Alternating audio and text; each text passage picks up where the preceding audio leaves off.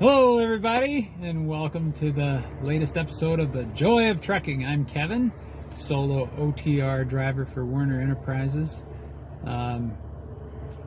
Saw another question that popped up on one of our videos. Somebody was watching the run down a very long, steep hill and wrote a question: how do you shift and control the transmission when you're going down a hill like that?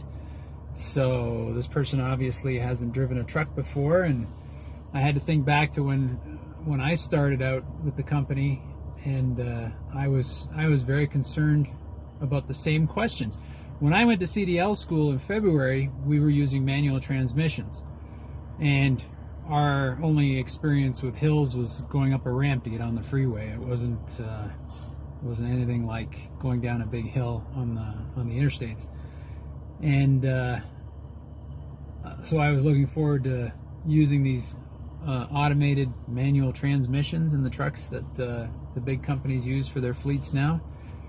I watched a YouTube video on how it works and how you're supposed to use it, and I was hoping my instructors in orientation or my trainer on the road would teach me how to use it properly.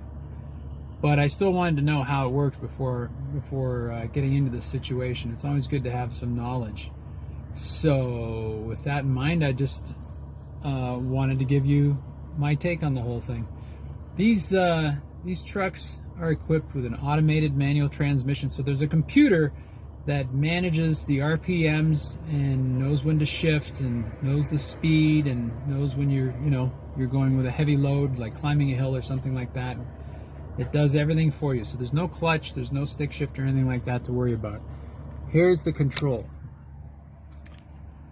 You have a lever on the right-hand side of the steering column, right here.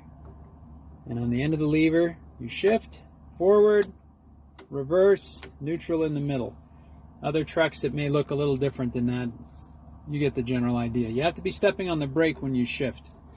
Now, the other thing it does is engages the jake brake. So you have 4 positions. Here is off, and then the first, second, and third positions for greater and greater engine braking.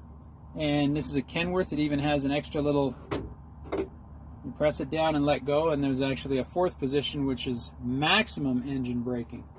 So you have different levels of engine braking. You also have the ability to switch gears on the automated transmission. Pushing down will give you a lower gear than the one you are currently in. Pulling towards you will give you a higher gear. And like I said, the computer manages it all very well for the most part. I like to take over and control in certain situations. For instance, when we're starting to climb a hill, and if it's a steep hill or you've got a heavy load, the truck gets slower and slower, the RPMs drop lower and lower, and at a certain point the transmission will downshift to keep powering you up that hill. But usually by then you've lost a lot of speed and momentum, and you won't recover that, and it waits until about 900 RPMs to shift. And what I'll do is watch the RPMs. When they get just above 1,000, I'll push the lever down and select a lower gear, and that way we're at a greater speed when it downshifts. It doesn't lose as much speed and momentum, so it doesn't have to try to recover that. You're still going to maintain a pretty good speed. And if the hill is really steep or you've got a really heavy load, it'll slow down more and more. And again, you watch those RPMs and you can shift it a little bit early. So you get a higher RPM, which gives you a little more power to get you up that hill. So instead of getting to the top of the hill at 25 miles an hour, you'll get there at 45 or 50 miles an hour by taking a little control. So that's just one of my things. But the question the viewer was asking was about going down a hill. When you're going down a hill, you can set your cruise control at the speed you desire, engage the jake brake, and the truck will manage the speed all the way down the hill. It has the ability to engage the jake brake more and more on its own. It even has with this model, it even has the ability to apply the brakes. If you're coming up behind another vehicle too close, it will actually hit the brakes and try and prevent a collision. And this is a 2019 Kenworth, and my trainer's truck was a 2021 Freightliner and the safety controls are a little more advanced, so it actually did more to control your speed going down hills and that sort of thing. But when I'm faced with a big hill, I like to have it out of cruise control, so I'm manually controlling everything. The thing to watch for is if you are coming to a point and you'll see a sign that says runaway truck ramp a mile ahead, you know you're in for a steep hill. It's a dangerous situation. Or if it says 3% grade, 5%, 6, 7% grade, it's telling you there's a steep, dangerous hill up ahead. It might even tell you trucks are only supposed to go down this hill at 35, 40, 50 miles an hour, whatever. It's telling you got to start off at a slow speed and maintain that slow speed all the way down. It's not just that it's a steep hill. There might also be some really tight hairpin corners or something where you don't want to hit those curves running along at 60, 70 miles an hour. So the thing to do as soon as you see those signs is decrease your speed. Start going down the hill already at the speed you want. If you wait until the truck is moving down the hill, it's already picking up speed, and you've got to fight that to get back to the speed you want. You're already using your foot brake, your service brake. The idea of all this equipment and everything is to avoid using that service brake as much as possible, because if you ride that brake down that hill, those brakes will get hot, really hot. They will lose their effectiveness, they'll get soft, and prolonged use, they may even overheat, they may even catch fire. And when you've got a burning tire on the back there somewhere, you're in big trouble. You're not going to be able to put that out. Your truck is gone. So as soon as you get to the top of that hill, you've reached the crest and you're about to start down, you should already be at the speed you want to take that hill at, whether it's 50 or 40 or whatever. You can set your cruise control and engage your Jake brake right there.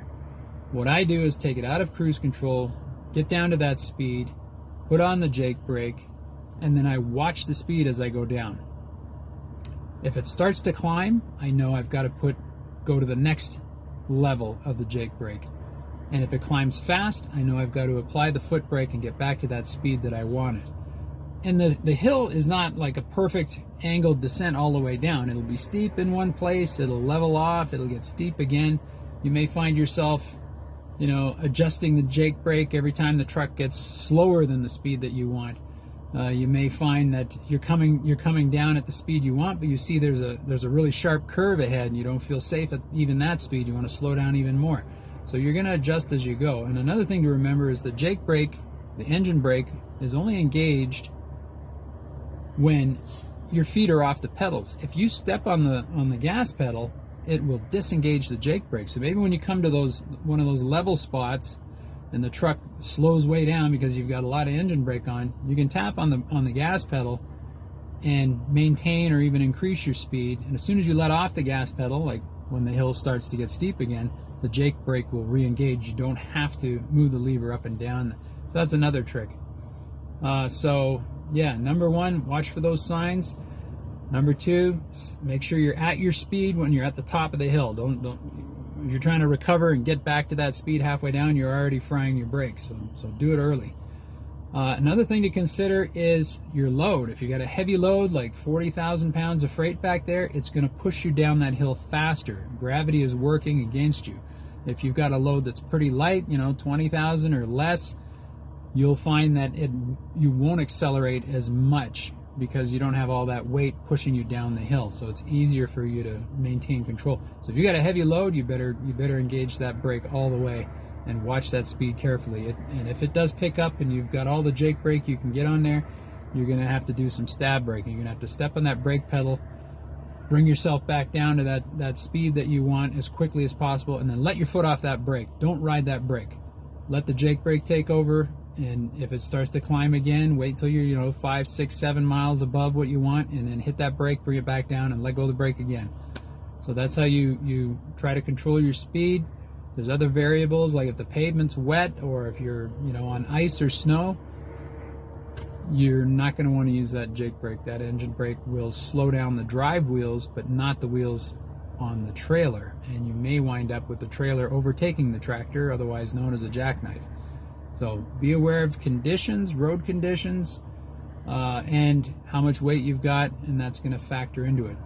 My advice is to take it slow when you go down these hills in the beginning, as slow as you feel comfortable. You got to listen to that little voice in your head that says, I don't feel safe, so I got to go slower. And with experience, you'll start to learn how the truck operates and how fast you can go or how slow you have to go, and you take into consideration weight and other factors. And with experience, you'll get better and better at it. You'll see trucks zipping by you going down these hills. Ignore them. Those guys, I don't know how they get away with it or whatever. Some of these guys go down these hills at full blast, and don't do that. Don't scare the hell out of yourself. Be in control all the way down, and you'll start to build your confidence, and you'll feel good about what you're doing. So I guess that's all I have to say about that. So thank you very much for listening, and give it the old thumbs up if you got something out of this. We're just trying to give you information and help set your mind at ease and maybe help you do a better job, and I hope you have a good career in truck driving. So hit that subscribe button and stay in touch with us. And if you got any comments, if you got your opinions about this video, if there's anything you can add that can help or whatever, put it down below. Okay, I'd love to hear from you. All right, that's it for now. I'm going to bed. Getting up real early tomorrow, so I'll see you next time. All right, thanks for joining us.